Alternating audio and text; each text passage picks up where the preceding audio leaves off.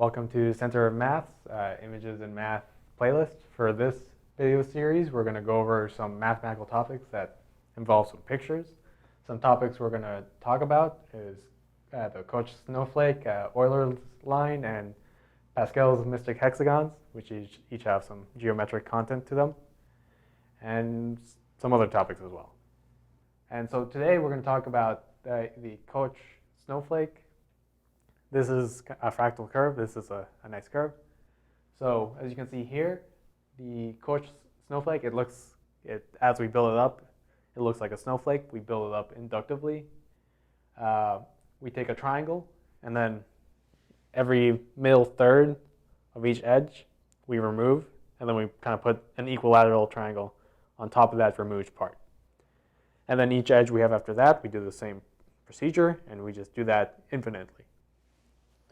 And so here we will see the first 4 iterations of this process. So a few calculations we can run through. We can calculate the perimeter and area of this figure. So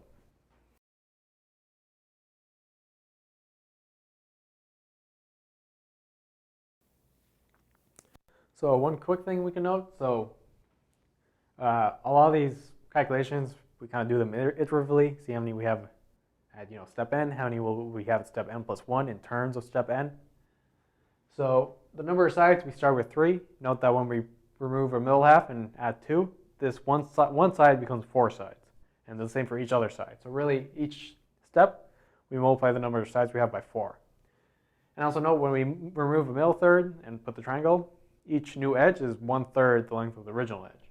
So the side length of each edge will be the original side length, which is whatever we start with, over 3 at the end, so 1/3 each time. So the perimeter is just sum up the length of each side, which is just these two multiplied together, so 3s0, 4/3 n. So note, as n goes to infinity, the perimeter actually goes to infinity. And a neat thing about this curve is the area is in fact finite, even though the perimeter is not.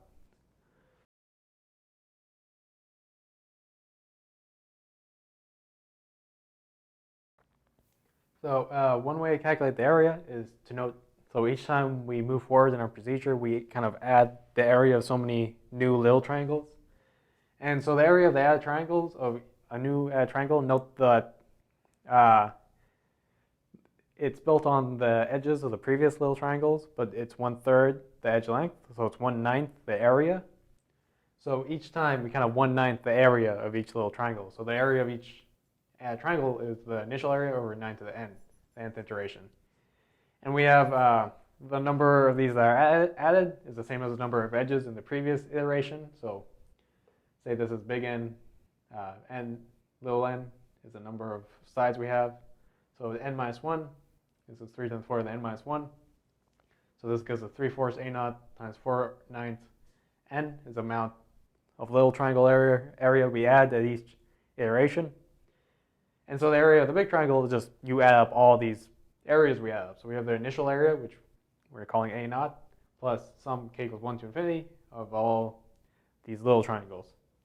And if you sum all this up, you'll get it's equal to a0 times 8/5, which is finite. So this figure, in fact, has finite area, an infinite perimeter, but finite area.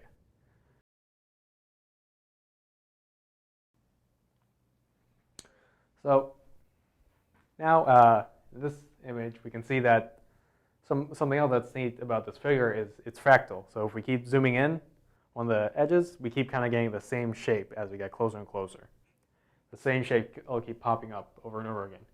And something else we can prove, which I believe was in the original paper that brought this curve, brought this property of it, that this has no tangents to it. So we can't really put a line on it. That just will be tangent to the curve in the usual sense.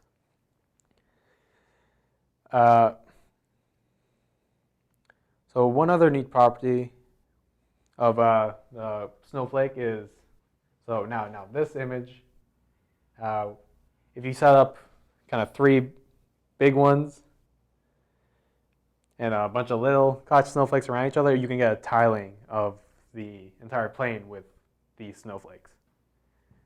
And so yeah, that's one other thing we can do with this snowflake.